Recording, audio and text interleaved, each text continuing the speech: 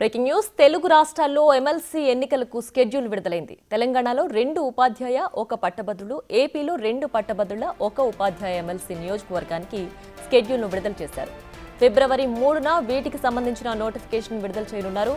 ఫిబ్రవరి 27న polling, మార్చి 3న ఓట్ల లెక్కింపు జరగనుంది. ఎన్నికలు జరగనున్న జిల్లాల్లో తక్షణమే ఎన్నికల ప్రవర్తన నియమావళి అమలు కానుంది.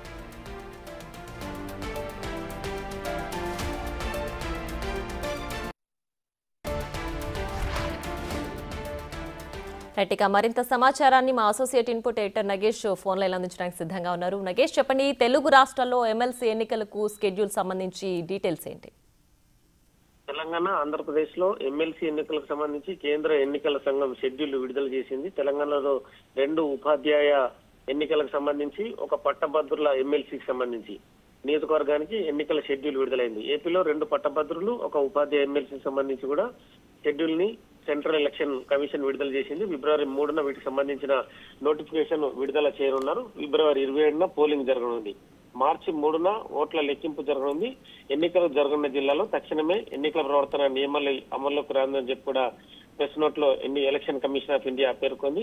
ఇందులో ఈస్ట్ వెస్ట్ గోదావరి జిల్లాకు చెందిన గ్రాడ్యుయేట్స్ ఇలా వెంకటేశ్వరరావు, అలాగే కృష్ణా గుంటూరు గ్రాడ్యుయేట్స్ కేఎస్ లక్ష్మణ్ రావు, శ్రీకాకుళం, విజయనగరం, విశాఖపట్నం టీచర్స్ నుంచి పాకలపాటి రఘువరమ ఉన్నారు. మెదక్, నిజామాబాద్, ఆదిలాబాద్ తెలంగాణకు సంబంధించి కరీంనగర్ గ్రాడ్యుయేట్స్ లో టి జీవన్ రెడ్డి, మెదక్, నిజామాబాద్, ఆదిలాబాద్, కరీంనగర్ టీచర్స్ లో పూర రఘోత్తమ్ రెడ్డి, వరంగల్, ఖమ్మం, నల్గొండ టీచర్స్ నుంచి అలుగువెల్లి నర్సిరెడ్డి. వీళ్ళంతా కూడా పాత ఎన్నికల సంబంధించిన అభ్యర్థులు. వీళ్ళందరూ 29/3/2025 వరకు కూడా వీళ్ళ రిటైర్మెంట్ అయిపోతుంది, కాలపరిధి ముగిసిపోయిందని చెప్పి కూడా తన నోటిఫికేషన్ లో పేర్కొంది. సో ఈ ఎన్నికల షెడ్యూల్ అమల్లోకి రావడంతో ఈ జిల్లాల్లో కూడా ఎక్కడెక్కడైతే జిల్లాలు ఉన్నాయో ఈ జిల్లాల్లో మాత్రం తక్షణమే ఎన్నికలకు సంబంధించిన నియమాలు అమల్లోకి రానుంది.